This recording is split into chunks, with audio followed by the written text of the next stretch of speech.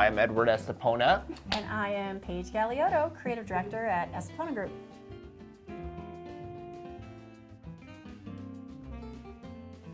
So I actually didn't apply. You did not apply. You were actually stalked by Mike. I think that's how it all began. But there was a delay period though. Yeah, no, I was approached and Stalked at the okay. gym, I think. Okay, I'm just going to take a time out here. Are you sure you want to go on camera to the world saying that your former partner stalked me? Sure. Just saying. We did whatever it took to bring people in. I'm not ashamed of it. Stalking people, if that's what's going to bring you here, that's great. I'm good. Yeah, so I had a job where I understood myself to be happy. You know, if you're happy in a job, it's all relative, right? But your partner approached me on numerous occasions. We worked out at the same gym and kept asking if I wanted to come work for you guys. And I was like, well, no, I'm good. I'm good in my job. Until I wasn't. Yeah.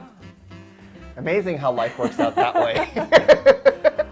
Yeah, so I think when you were pregnant by then. yeah, I was 8 months pregnant, and the company I had been working for decided to dissolve local operations, and I needed a job, and you guys needed a creative director, so It kind of worked out pretty well.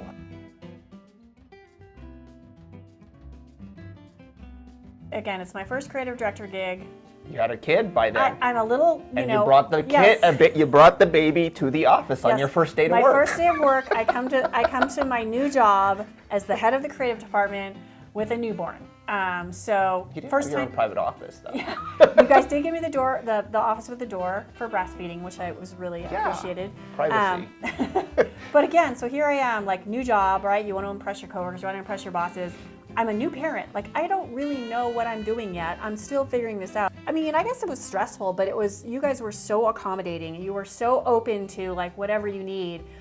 It was really nice to just know that I could kind of do what I needed and that no one was judging me. I mean, it's interesting because I was hired, I would say, after Ed's enlightenment. Yes. And I mean, enlightenment, I mean that he was obviously progressive in, a lot of his thoughts about how businesses should run, but also in how he worked with employees. And I've heard how you were before, often from you, about you were young and you were brash, and Yep. I never experienced that. Probably good for you, because I don't know if young brash me and you would have probably gotten along Probably as well. not. Yeah. I believe that you've always worked well with your employees and you've always nurtured good relationships, but I believe it's improved over these 15 years. I think you're better at reading how an employee could best be nurtured, what they need to grow, kind of what resources they need, and kind of customizing your approach to leadership with them. And I've been able to see that, with myself and with other employees. I think your instincts are much better. That's experience. Yeah, exactly. Instincts like both for hiring and like the team you build, and also for clients and the relationships with clients. I think, and again, yeah, that's experience, but some people don't learn from experience. Yeah. Some people just like, Yeah. repeat their mistakes over and over, and I feel like, you have a good gut for this business and just for working with people as well.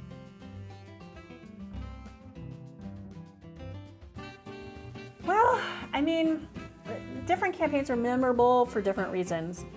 I think, creatively, we really loved the Greatest Hits campaign with Reno Film. We talked about that with Francine. It was fun, it was creative, and it really stood out. People really responded to it, and it was super fun to shoot. But, another campaign that I'm really proud of was the Why Washomed. Yeah. What does Washomed mean to me? So here we are, a little agency. We're not the agency of record. Right. We kind of come in the side door to do a project, and it's basically becomes their campaign. It's basically a rebranding campaign coming from the side, and we really thought it through. We were super strategic about it. Here it is, this big hospital system that people still think of as the county hospital because of the name, and we really branded it in a modern, emotive way that people said, yes, this hospital has resonance for me, it takes care of me, and I felt like we did a really good job with that. your ability to, even with technology, you get frustrated sometimes, but your ability to adapt. Adaptability is a big thing in our business. It's essential. I mean, otherwise you die, Yeah, right? How I many mean- people have we seen crash and burn that didn't Right. want to move to this platform or I know, that? sometimes it's embarrassing to be like, yeah, when I started, we didn't do copy on computers. Right. Like, But you've been able to adapt. I mean, think about this. I remember when we were first doing the websites and you were starting to edit behind the scenes. yeah, There was a lot of cursing, yes.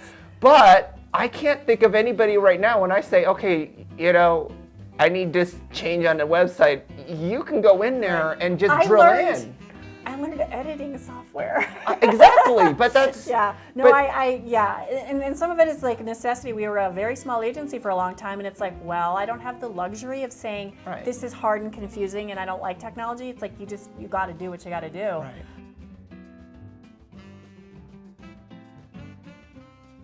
In 1993, I just moved to probably Reno. moved to Reno. Yeah, so I just gotten like my first full-time, Back then it was Doyle McKenna, right?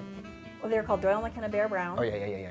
1993, my first full-time like copywriter advertising position. I had kind of like done some freelance and some temp jobs. I moved to Reno for that job. Super random for me to be moving to this, like I had to look on the map, like where the hell is Reno? I grew up in the Midwest, the East Coast, and so I literally came to Reno for a job. I was like, I'm gonna get some experience and get the heck out of Dodge. Like, I am not staying in this podunk redneck place. That was really what I thought. I'm like, I'm gonna end up in San Francisco, in a power suit, and a high With rise.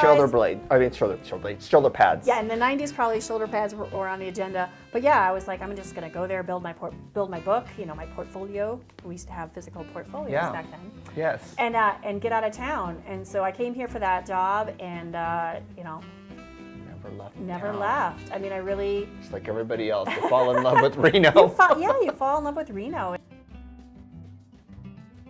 Ed has always been pretty self-deprecating.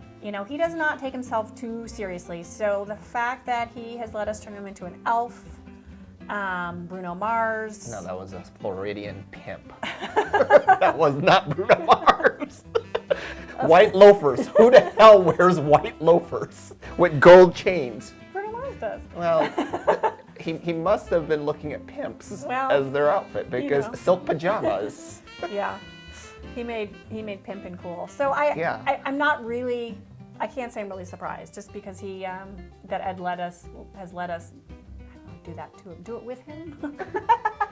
But I mean, it's just like the Edwardisms that predated my hire. When I hired, I actually inherited a typed document which had the history of Edwardisms. The fact that a document existed and that was like, kind of a known and celebrated thing, that Edward mangles the English language. Yep. I think that shows that he's willing to poke fun at himself, and so yeah, costumes were just the next step.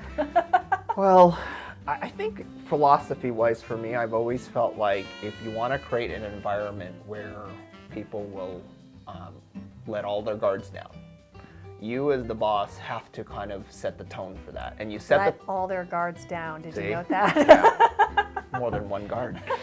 I have Buckingham Palace. Yeah, there you go. They're protecting me. But anyway, you have to be willing to do that. And then, therefore, everybody else that comes in, I think, takes on that attitude that, well, if the boss is cool with people poking fun at him, making fun at him, then I guess I shouldn't take it so personally. Right. And I think that's what creates that fun experience.